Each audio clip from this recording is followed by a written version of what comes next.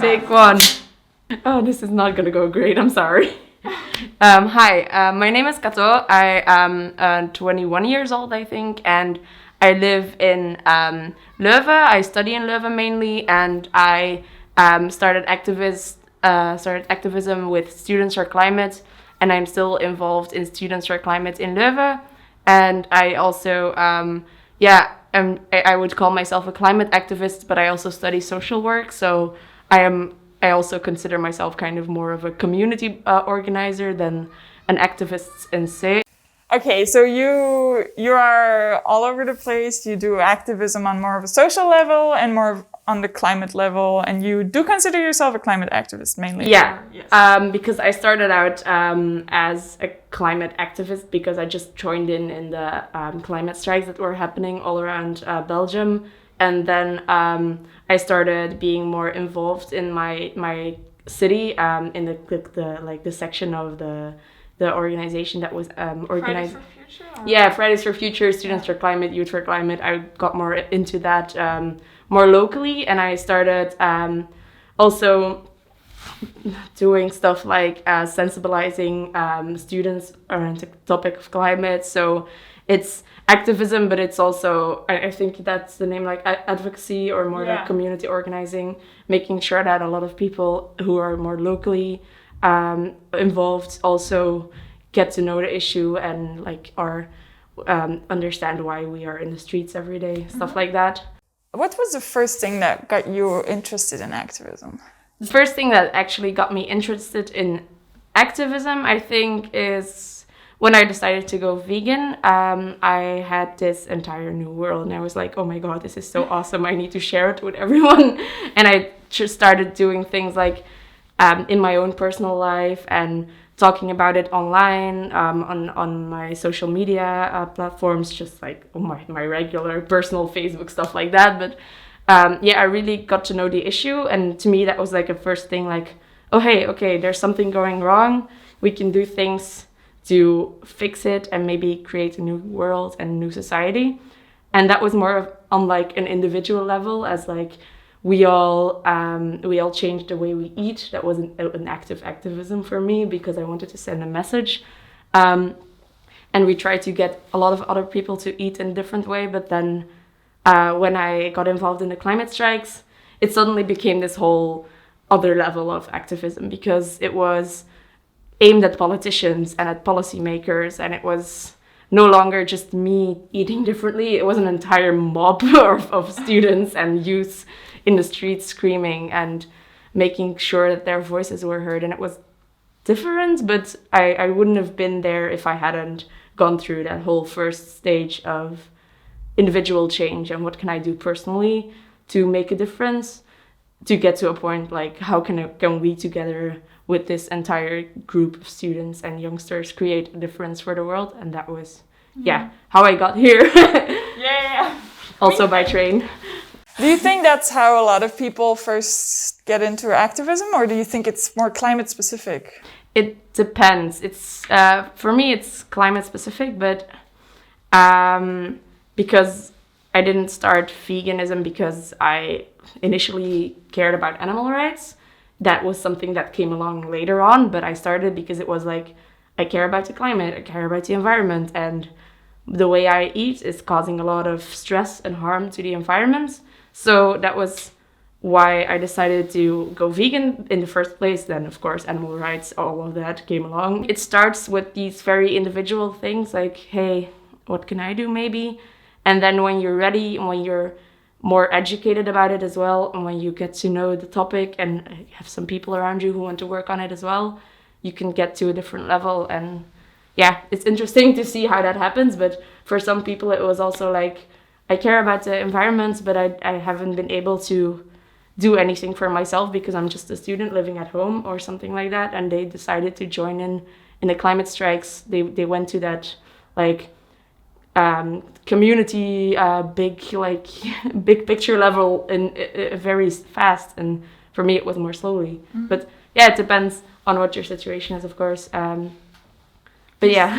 You say it's more slowly, but how long did it take from you to first be like, okay, I'm gonna go vegan, to really protesting in the streets? Yeah, I think I went vegan in like November 2016, something like that. That's a long time ago. It's been 4 years or something. But I was literally also 16 years old, and I was like, okay, I want to make a change for myself. Also, I wanted to lose some weight at that point, and it was like, yeah, I'm going to go vegan. And I'm like, hey, okay, environmental reasons, I'm going to definitely do this. And it's sort of like YouTube recommended all this vegan content to me. You know how that happens. And then, yeah, then it took, I think, 2 years until I was protesting actually in the streets. And I think in December 2018 at the Claim the Climate March was the first time I ever took part in a protest. So then I was there, and it was like, okay, I was also there with a lot of vegans at the time because I was doing my internship at EVA, which is an organization that works with around the topic of like eating less meat. So we were all there with this sense of community, like, hey, we can change this together and we can do this. And then it was like, we started believing it, and then I just decided to keep going, to keep missing school, which was quite alright because I was already in college, so it's not the biggest deal. Nobody cares except for your grades. Yeah, my grade cared a lot. Yeah, so the topic you first organized around was eating less meat, actually. Yeah, organized around is maybe like a big word, but it was the first topic that got me thinking, and that I wanted to do something about it, like scratch that itch, like, okay, I need to change this. That was like this thing inside of me that I needed to do it. I couldn't stop not myself from talking about it. And in the first stages, when you're new to something and you just discovered it and you're young, you're this kind of smug person who's like, I know how to fix the world. But obviously, yeah, when you get past that, it's becomes more of like a lifestyle in ways to like inspire others. And that was my form of organizing at the time, because I didn't have a lot of tools, time. I was doing other stuff. I didn't know how to.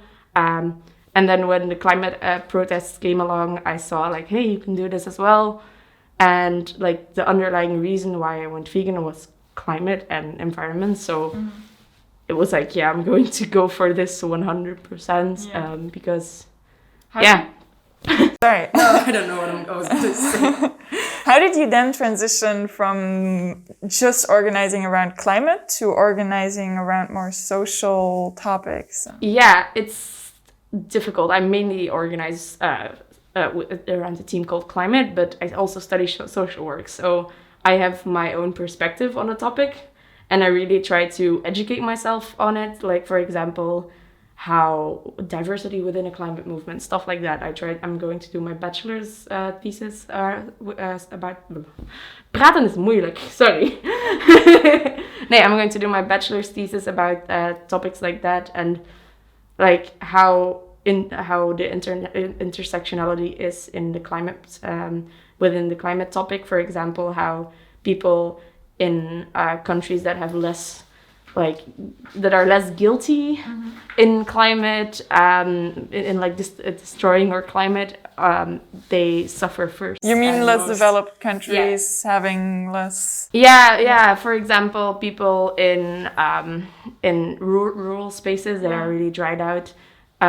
For example, people who don't have a lot of technology there, who are just trying to live day by day, and also already a very difficult like climate around them. They feel like the things that we instilled upon them, I don't know how to say it, the things that we caused first.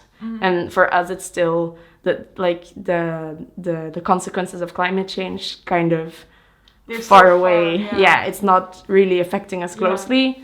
And that's why I was like, okay, this is not right. This is a major injustice to say. And then, to organize around that, we try to make sure that every time we do something, there is a narrative that also focuses on the social justice side of it. Because it's like one picture. It's not social justice and climate justice is social climate justice. Because to have one, you need to have the other. It's impossible to have one or the two, because that would be unsustainable in another way. But so that's why we try to do that, but it's difficult because a lot of people are just getting used to hearing the climate side of the story and are like trying to cope with that, like how big the issue is, and if there's like another package of okay, we as Western people might be even maybe not guilty, but we have this like this privilege that we don't feel these consequences yet, and other people in other places around the world they do. So to cope with that and to deal with that is difficult, and it's like majorly and sometimes overwhelming. So we try to bring it in a way that's understandable, and we always try to focus it on a big level and not like, hey, because you consume the way you do, other people are suffering. No, that's not going to work. So we say, hey, because there is this system around us that focuses on overconsumption, on other stuff, everything that ruins the climate. Actually, we always take it to like a more meta systemic level. What is the most important thing when starting activism? Yeah, it's really difficult because it's different for everyone else. But for me, it's to really get down to your issue. What do you want to work with and the people around you? So you start with this issue. I think that's also kind of what you guys said in your video, but it's this issue. I want to change this, but to change this, you have to have it rooted in your local community, and also to be sure that you're educated enough on the issue. So you really want to get to know the issue, get to know the people around you, what drives the people around you, what's like ticking their clock, or how do you say it? I don't know. But like, what do they care about? What do they want to change? And what are the similarities? And what is there like one thing that you can work towards together that is locally rooted and achievable? Because once you start activism, you want to get like a first thing that has some results, for example, and it can be small. You can start with something small that is local, that everyone cares about in your community. For example, making sure that there's more roads to drive your bike on, something like that, and really petition for it in your local government.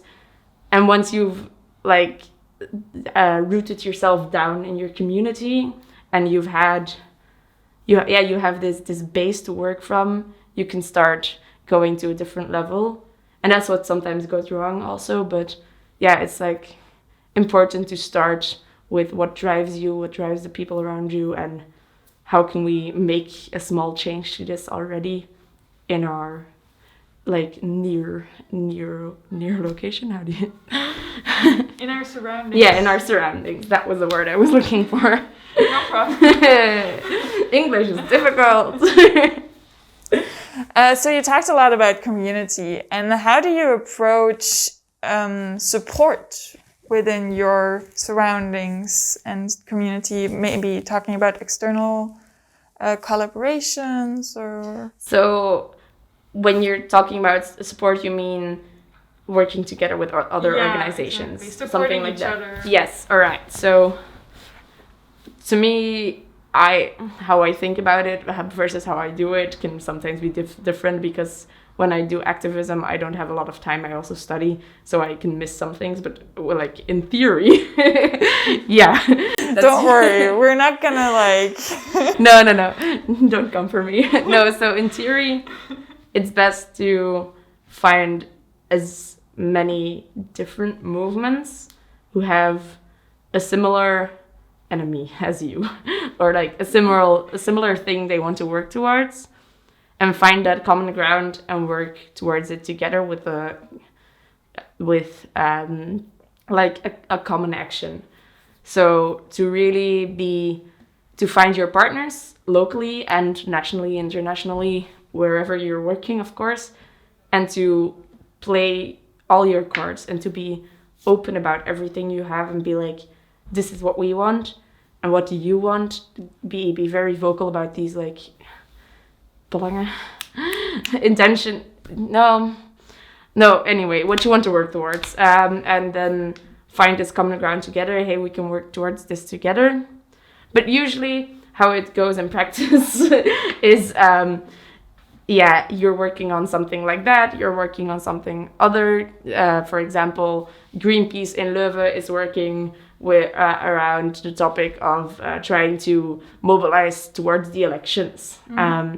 Students for Climate Leuven is organizing a student lecture about the elections. Something completely different as in the way that they do things, but it's a similar topic. Yeah. So talk to each other about, hey, we are doing this. What are you guys doing, Greenpeace? Find out how we can like tie it together and find like the middle spot. I don't know, the middenweg. A middle way. Yeah, something like that. So find like the thing that you both can get out of it. The commonalities. Yeah, the commonalities in there. So maybe in some cases it's very, very obvious, and sometimes there's not such an obvious commonality, but they're always, and then find one and work with it. Like make sure that you can find something common to work towards together.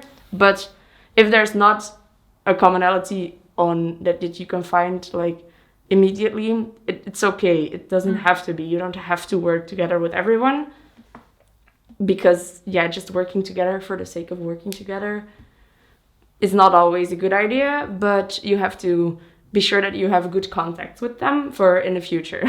Yeah. But also to, for example, if it's just to support them.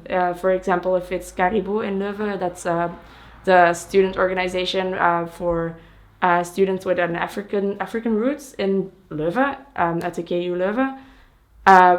And we know that they exist, and we support them in their decisions, sometimes openly, sometimes we just help them out with something. But stuff like that you can do. Yeah. Or share their events. For example, it can be these little tiny things that send out a message that is not just, hey, our movement is the best one, don't look at all the other ones. Yeah. Just make sure that it's, I don't know. That you work together. No? Yeah, make sure that you work together. Yeah.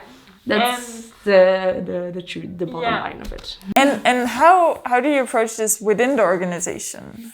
So working together with with each other. Yeah, like how do you streamline it? How do you find the commonalities? Because I know from my own experience that sometimes within the movement there is a variety of ideas. So so that's very difficult, honestly. But it's you've been in the same movement as I have, so you know how difficult it is. But there's also strength in all these different opinions. Mm-hmm. It's just important to think about how we listen to them and what kind of culture we cultivate inside the movement to deal with all these differences. Because if it's like this is the general idea and there shall be no diverting from it, that's not gonna work. If it's a movement that has room for all of these diverse opinions and whatever stories everyone's got to tell and wants to put out there, that's fine, as long as it's also based on that common ground, that commonality, and it's working towards something together that is and the thing that you're working together should be like standing on top of all of these diverse opinions. The way to do that is actually to make sure that you more concretely have spaces to talk about all of these different ideas and opinions, ways to actually listen to each other, some really good rules, for example, surrounding deep democracy debates, for example. So that's what kind of we did when you agree with something like that. When you don't agree like that, there's a lot of these like little tiny things that you can do to make sure that everyone's voice gets heard. Essential intermezzo on how to make democracy work by shaking your hands in different directions. So if you're having a discussion and the people around the table agree with you, they can do this. And if they don't agree with you, they can do this.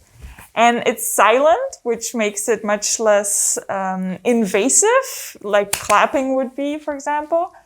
And yeah, it's kind of stolen from the deaf community that does this when they applaud. So yeah, it is a way of making democracy work really on small decisions when it doesn't have to be secret. Yes. Yeah, and it really gives way for this open debate wherein everyone can just say like this or like that, and you can ask, hey, why don't you agree with that? Or, well, in other cases, it's mainly someone sitting there being like, oh, no, I don't agree with this at all, and then they don't voice their opinions. Or some people maybe don't always feel like speaking up, and it's a very low bar of voicing your opinion. Yeah, so those things really work in my experience, just these little tiny actions that you can do to make sure that everyone's voice gets heard. But that's not the only thing. If it's just only that, it doesn't really matter, because if you don't actually acknowledge and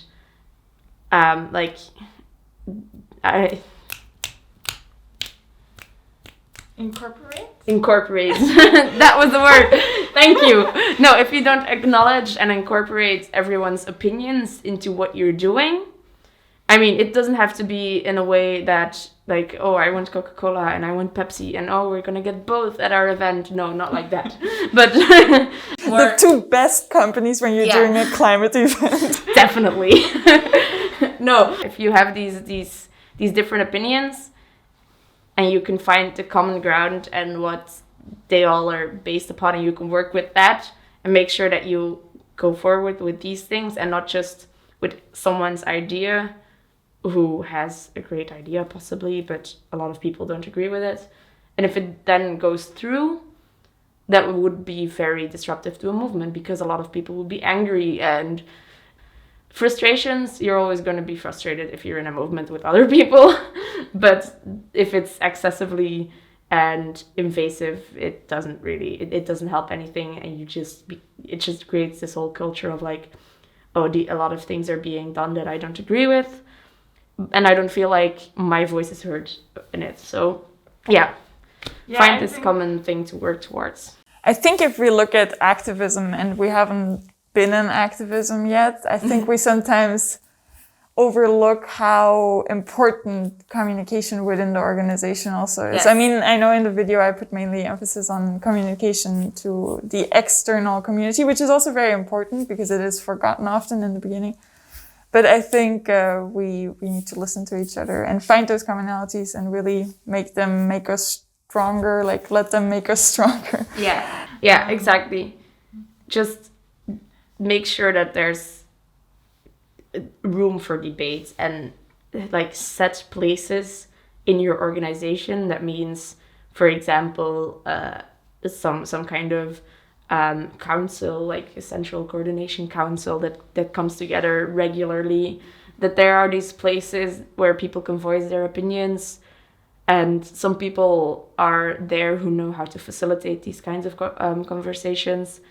If you need to ask help from another organization for that, go ahead. Don't be afraid to ask for help, to admit like, hey, we need help with, for example, internal organizing. It's something that's very it's not really something that every student just knows how to do. You have to find out and learn. And of course, so if you can get any help there on how to communicate, how to organize internally, definitely do that. Yeah.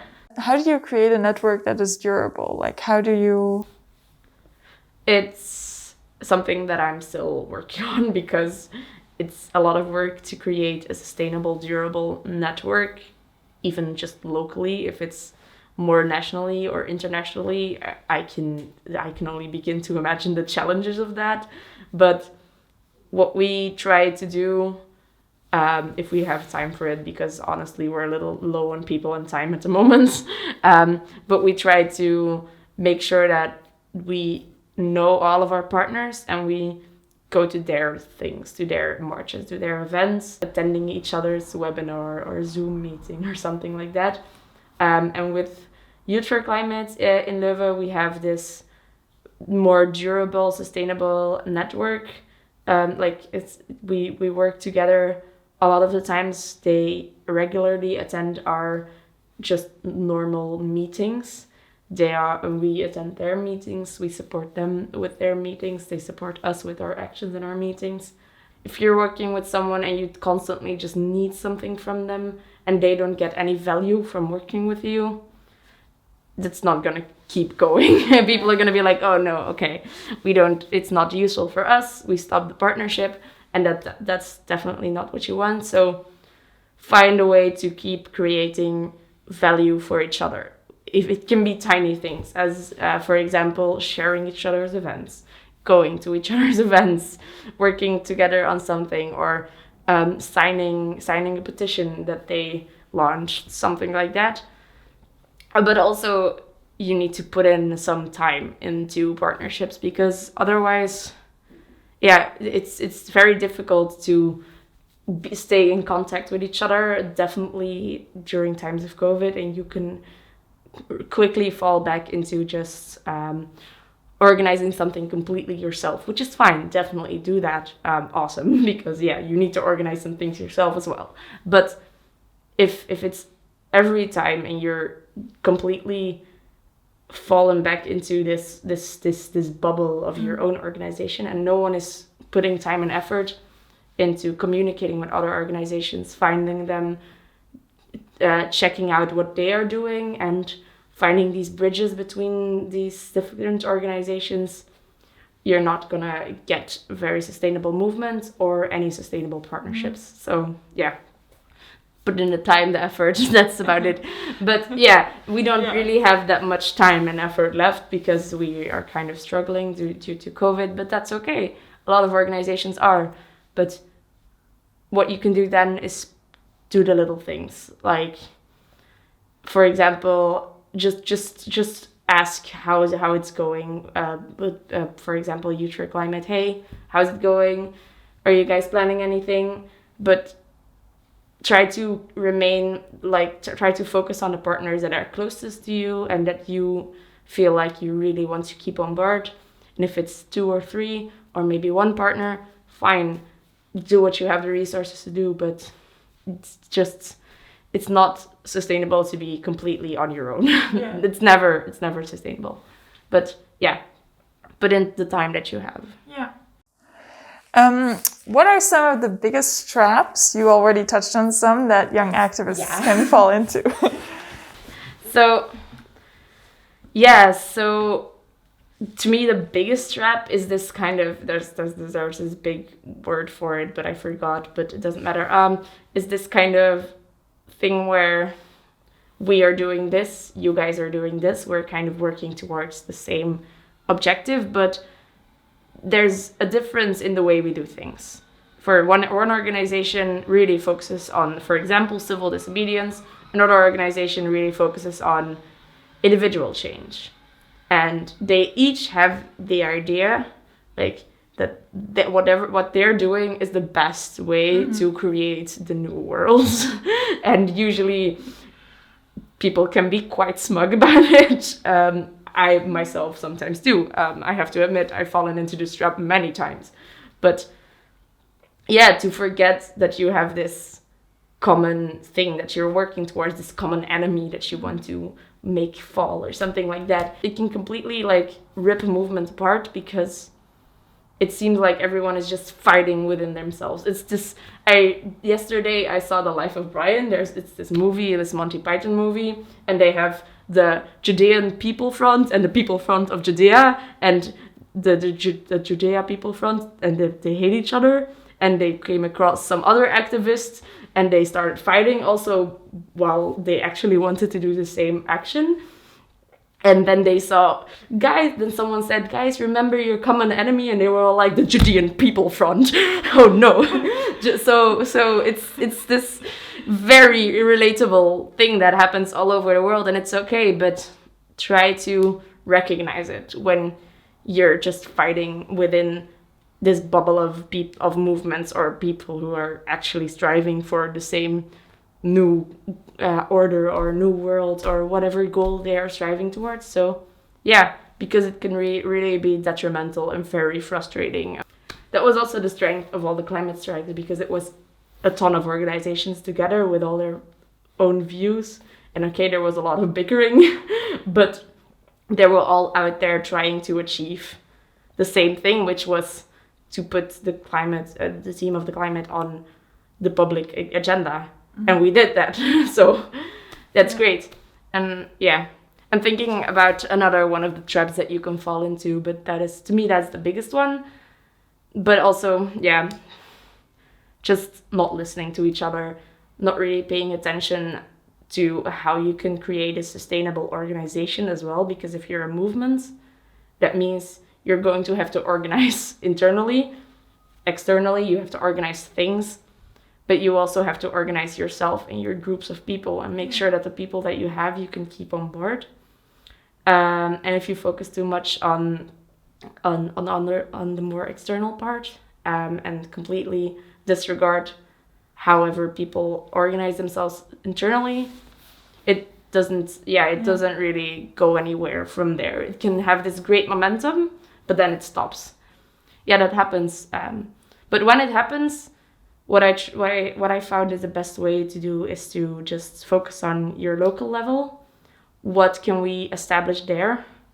How can we make sure that we have locally more of a rooted, well-organized organizations, actually?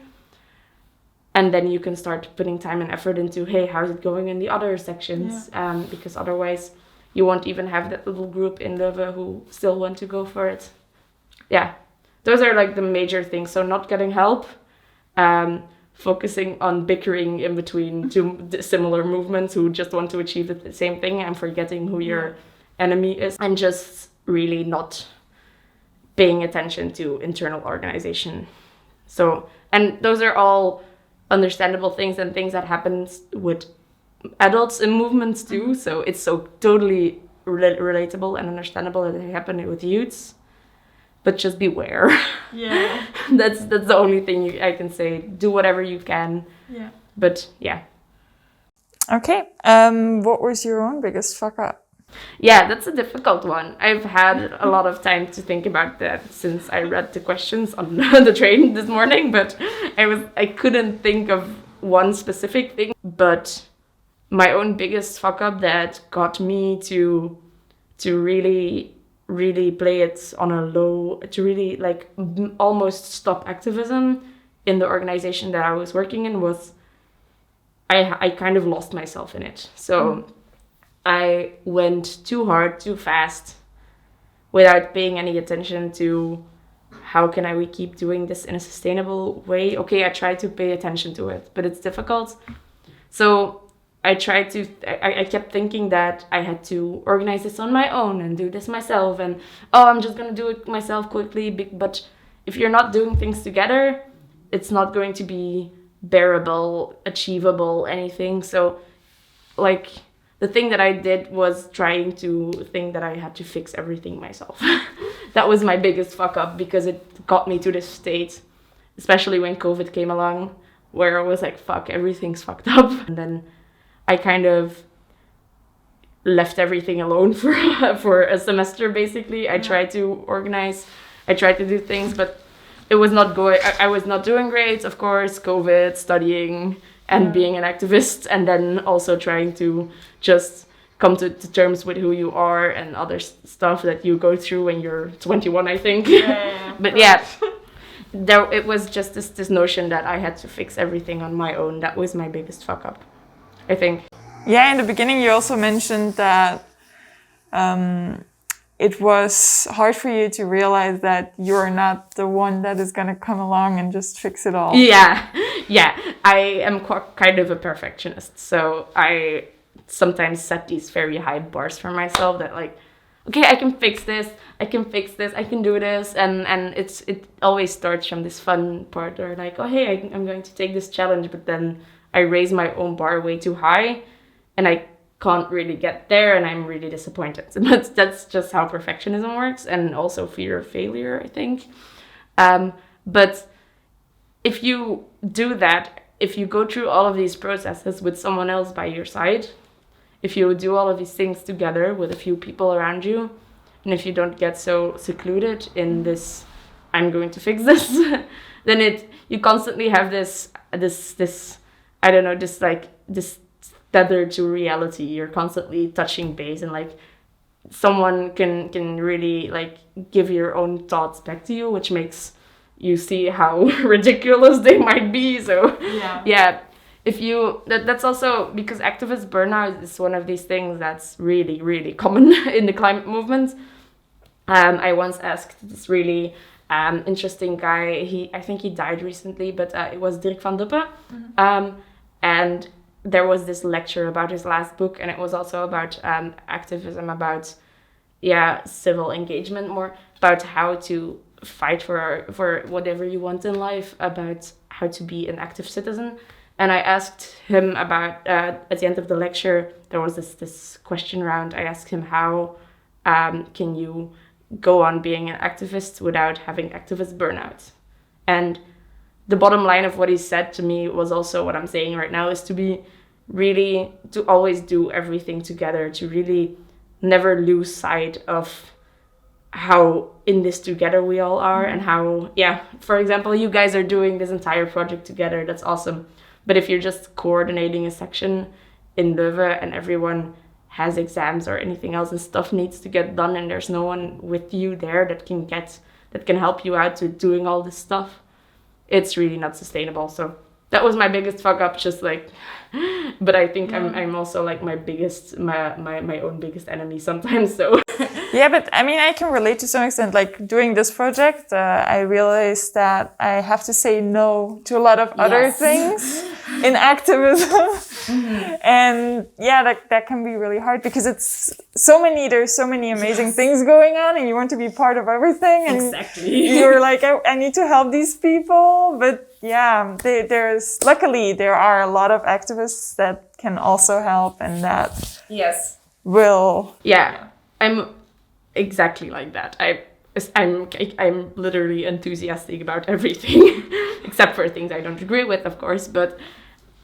And it's really, really exhausting.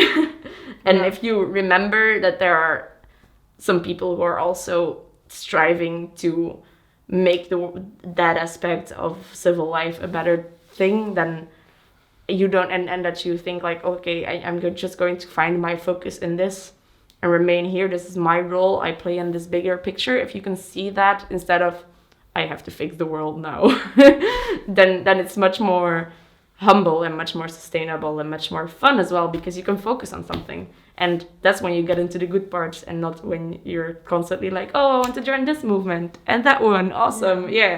Also a lot of fun, definitely, but just not a good idea to keep doing, because exhausting.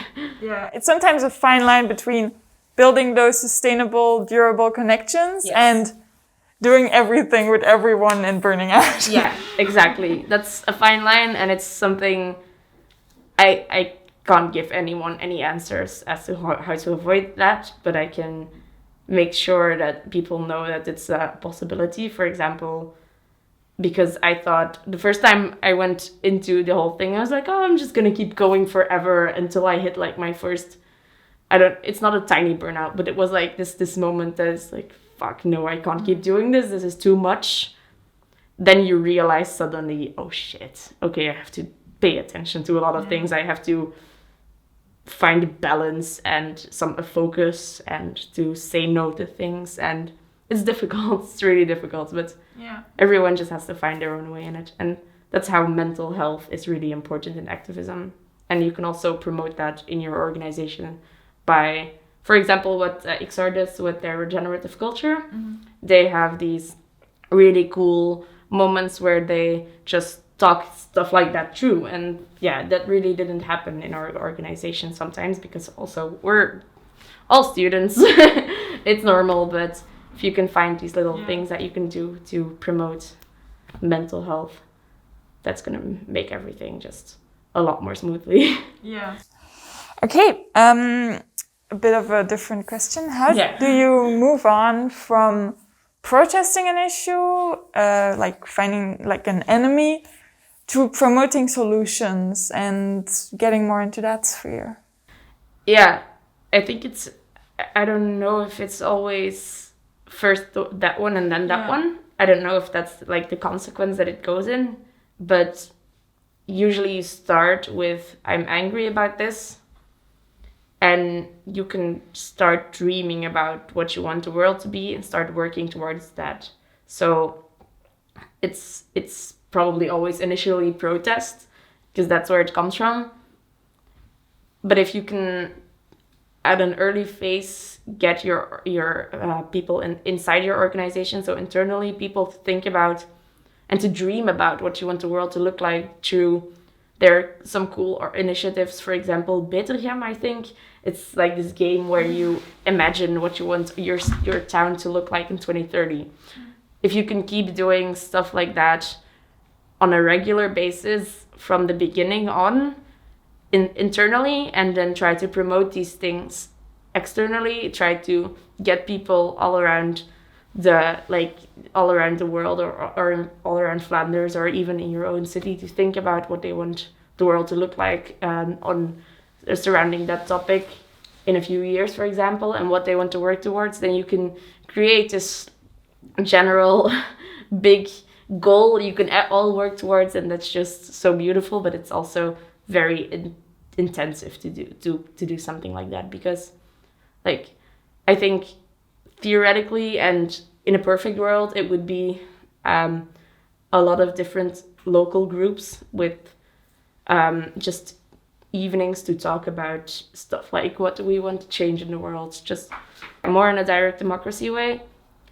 But you need to have a lot of resources to do all of these things in one place, and then if you want to do it all over Flanders, for example, it's very difficult to organize. But you can do small things like send out some ideas or some nuggets or some questions on social media, let people think about this individually, and let maybe people send in their ideas, like, hey, I want to work towards a world that looks like that, and these are the solutions that I see. And find some of these and make sure that you take all this input from the world around you and put it to good use, as in take a few ideas and go from there. And just the most supported ideas that you also support with your movements, go for it. And yeah, then you're also protesting still, because wanting to change something means not agreeing with how it is right now. So obviously, protest. But you're also working towards something. And if you're not working towards something, that sucks. It was one of the critiques that the climate movement got a lot, that we're just protesting. But we never were really just protesting, because everyone had this imagined world in their head where in 2050 the world would be climate neutral. And that was what we were working towards. So it had objective, it was going somewhere, it was based on science, based on what people need, want, believe. So if you can find that direction and just go for it, that's the only thing that I can say for it. Yeah. And listen to science also, really important. Definitely. What was your biggest success?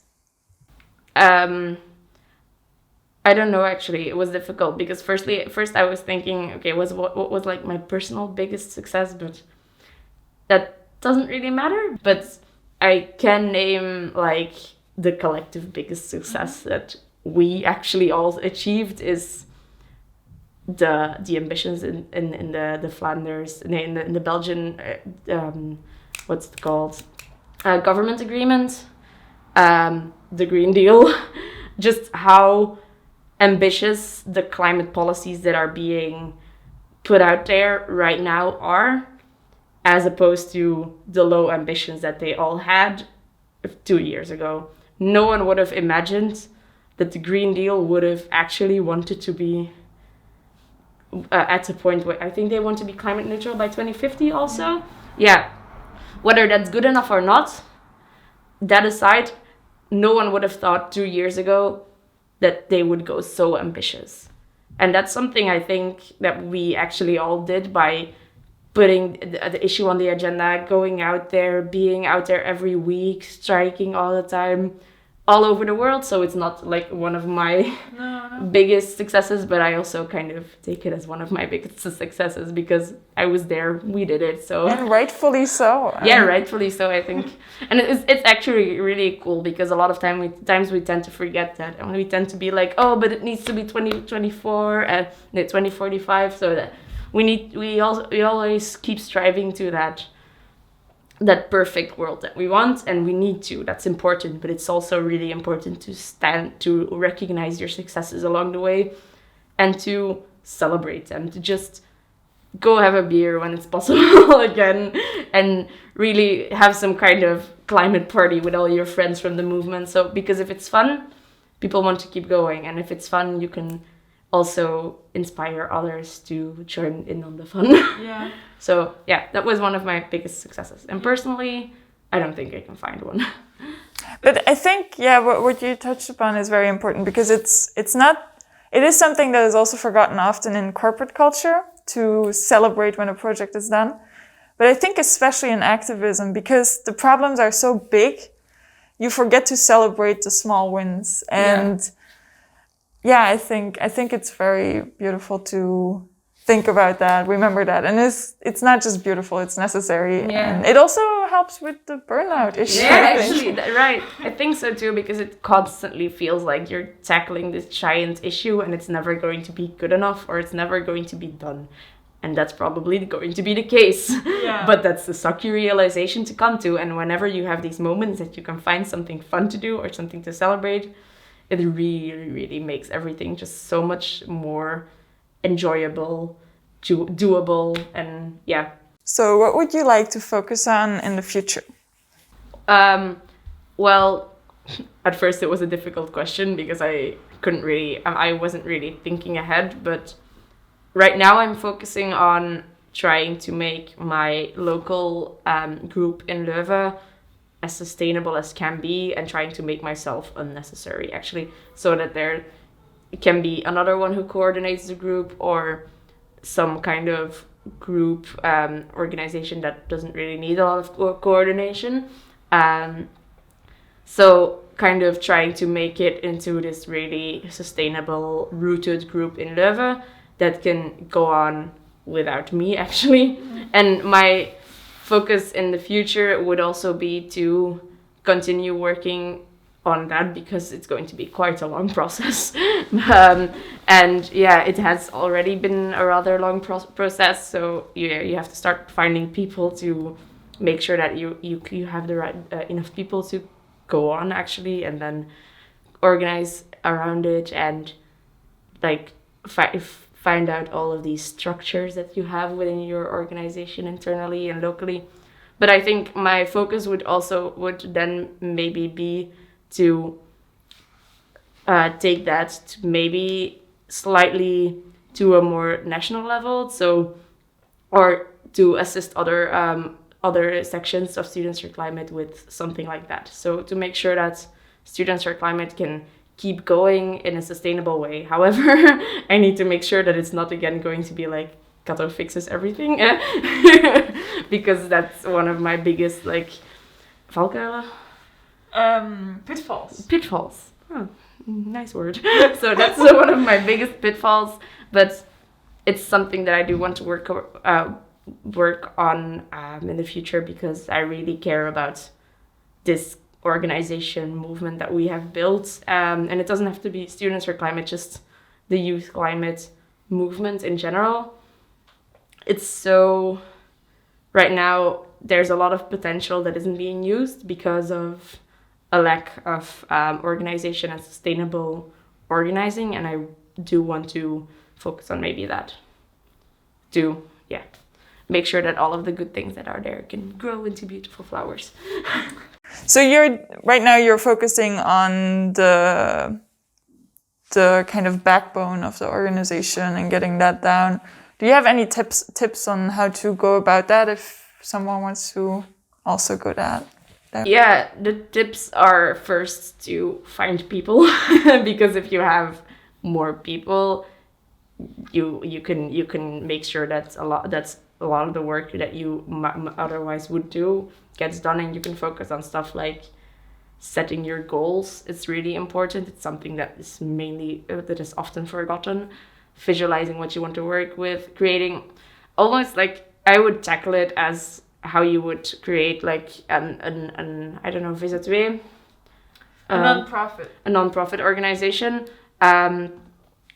So getting a mission statement, a vision, making sure that everyone is on the same page, and it's an inclusive mission and vision, and create goals from there that you can work towards together. And if you don't have a lot of people, work towards one or maybe two events, everyone together. It really makes sense for this fun sense of community. But yeah, it's a lot of work to create goals, mission, vision. Think about how you organize when you have meetings, how those meetings go about. For example, start with a check-in every time. Do some fun activities at the end so everyone feels a bit more connected, especially when it's online.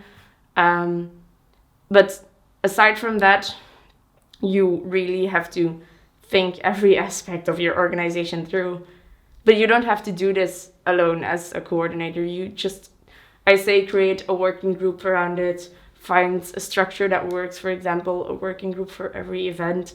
And it's a process, so take every step that you see, everything that you think you can do. For example, a working group mission statement or a working group internal quality care, something like that. And find along with a few people who also really know your organization, or even if you're a small organization, with everyone together, find how can we keep doing this, find it out. You don't have to find out the hot water, so to speak. I don't know if it's like an expression in English, but we say that in Dutch. So I don't know, but just take everyone's idea of how can we make this sustainable, find some common ground again. View it as a process and not as someone who just fixes everything and it's all fixed, something like that. And ask for help for another organization, for example Traxi, who maybe knows how to guide you in it even better. But find your own way in it. How many people do you generally need to organize an event, like a small strike or like a normal strike, for example? Theoretically, you can organize it yourself, but that would be just, I mean, like, what is comfortable? I'm not saying Cato fixes everything of scenario. Yeah, I know, but sometimes it is like that. But yeah, right now in Leuven, I think we have 6 people who are actually active, which is a really small group, because if you want to do like 3 things in a semester, you're asking a lot from the same people over and over again, who also have finals, a thesis, a lot of stress, maybe first year, and they have to learn everything online now, so that's another challenge. So you can have a little group with 3 or 4 people who has a lot of time to organize a big strike. That's great, but if you have a group of 6 people who are all very busy people and are maybe some are at some points at their limits, and you have to respect everyone's boundaries, then it can be a smaller strike, but you can still organize something and go for something. But you always have to make the exercise to think about what's achievable, what can we actually get done with the time that we have, with the people that we have, with the reach that we have on our social media, for example, with the situation, for example, the COVID situation. So it depends. But if you want to organize a small strike, say, for 2, 3, 4 people who put all of their time in it, or maybe 6 people who put who all put like their own chunk of a little time that they have to spare in it, it's all gonna work. It just depends on how much time everyone has and how willing you are to drop everything for this one strike. But yeah, if you make sure that you start ahead of time, so early enough, it can be possible to have, for example, 3 to 4 people who just put in a little time every week and organize and build towards something big over a long run, but that really requires just a lot of planning and effort and organizing and like future vision, which is difficult. Yeah. But yeah, see whatever people you have and however much time you have, I think. If you're interested in climate as a topic, what do you think people should focus on right now in that issue? I think we should focus on making sure that climate policy is as ambitious as can be and as inclusive as can be. So, for example, it would be that countries like European countries take their so-called historical responsibility to be climate neutral a lot earlier, and that they can assist countries that they have actually done this harm onto, that maybe have not as much means to completely go carbon neutral right now, or like as we might have. So to really push this idea that we need to fix it, but we need to listen to other countries and to everyone's needs, and we need to really be inclusive, as in make sure that the people who suffer of the effects and the consequences of the climate crisis the most, that they are helped first. So, kind of like that. And you brought a book? Yeah, I brought a book with me today. Say something. So it's a book that I bought in Bristol, I think. I was in Bristol with my family, and there was this big Extinction Rebellion march. No, not a march. It was a festival. They had books everywhere and tents, and it was really cool. Fun fact: Bristol is actually the city where XR originated. So it's like the Extinction Rebellion city. But I saw this book, and it says Blueprints for a Revolution, and it's about the movement of Otpor. I think it was in Slovenia, or not really sure. Serbia. In Serbia, yeah. So it was in Serbia, and it was they actually toppled the dictator. It's really inspiring, and it talks about it just in some basic rules how to start a revolution, actually. So how to start activism. For example, they talk about left activism. So to make sure, just to make fun of the leaders, and because the people in power can't really take a joke. So it has all these really cool tips that you can maybe put to use in your own activism, or if you ever say want to start a revolution. Also interesting. Thank you very much. It was a pleasure having you here. Yay. We hope to see you again sometime. Okay, you're welcome, of course. You're gonna see me all the time on this channel. Cato takes over this channel. Yay. No, but yeah, thank you so much for having me. It was a real pleasure. Thank you, Tom. Tom is there too. Behind the camera. All right. Yeah. Should they follow you? Where should they follow Should they? you? Yeah. Okay. Yeah. So. It goes international. Pitch everything. Pitch all the things. Okay, so go to Instagram, Students for Climate Leuven, and don't follow that. Just then go over to my personal Instagram. Those climate things don't really matter anyway. I just want to get likes on my selfies. No. So we're gonna cut this. All right, if you want to know what we're up to in Leuven with Students for Climate, you can follow us on Instagram at S4C Leuven. That's going to be on screen somewhere, I think. And if you really want to know more about the climate crisis, about the effects of climate change, and about what are the objectives of the climate movement should be, listen to science. Go to the website of IPCC, read the reports, check out what kind of, if your governments, if your local governments, if your federal governments, whatever governments you have where you are, what their plans are, what their objectives are and their goals. Check if they align with the IPCC reports. If they don't, go kick them all in the butt. That's what I have to say.